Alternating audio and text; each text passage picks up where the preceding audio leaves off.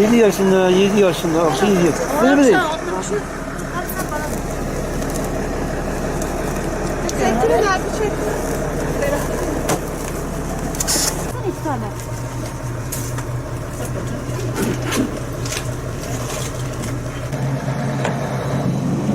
Bildim. Ben de sizin arkanıza geliyorum.